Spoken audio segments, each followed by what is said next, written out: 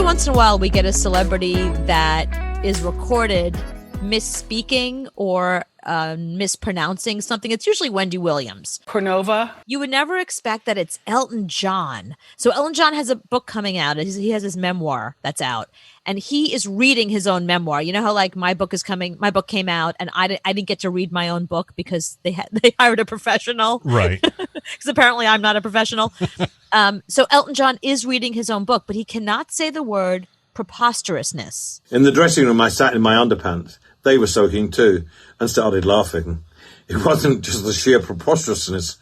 It wasn't just the sheer preposterousness. Oh, nope. Preposterousness. Try again.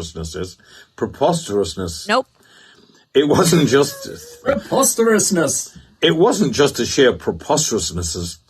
Preposterousness. It just gets worse and worse.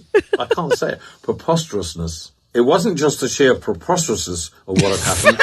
It was that I realised there was a precedent. There was a precedent for it from early on in my career. So you just skipped it. You just skip past the word and hope they can put it together. But you can't skip it because it's in the book. That's the thing. You can't suddenly use a different word. You have to read what's actually in your book. Well, if he can't say the word, why would he write the word? Well, you can write a word that you can't read. I mean, it wasn't expecting. Listen, he just wanted to use the word. It made sense in the moment when he was writing his memoir. He didn't realize he was going to have to say it later. No, if I'm writing a book, I'm not going to say the word cystic fibrosis. I'm not going to write that because I can never say that word.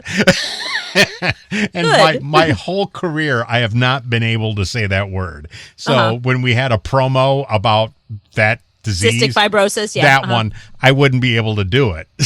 It used to drive me crazy. So if I'm writing a book, I'm not putting that word in there just because I can't say it. I don't think he realized that he couldn't say preposterousness specifically. I don't think that as he was writing it, I think he thought, wow, this situation was really preposterous. So let me say that. Let me use that word. His editor might have put it in, Right. A lot of these people don't even write their own memoirs. So someone else used that word, and now he has to say it, but he can't. Yeah, but even if you write my book, don't put cystic fibrosis. Cystic fibrosis, yeah. In the book because I can't say it, and it's haunted me my whole life. Your book is going to go like this. So you talk for a little bit, and then stop, and I'll say what you can't say. This is Anthony's book. When I was in high school, I used to smoke between classes. I used to smoke with my best friend, Rick. But my best friend, Rick, had cystic fibrosis. And he couldn't smoke as much as I could because he had cystic fibrosis. See how that works? Yeah, see, that's how we should do it.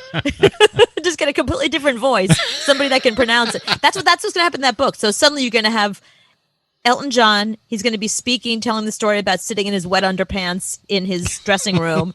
And then suddenly he's going to say, and the whole situation was preposterousness. Maybe some random other person. See, and that's funny. Yeah. I don't know that his book is funny, but now it is.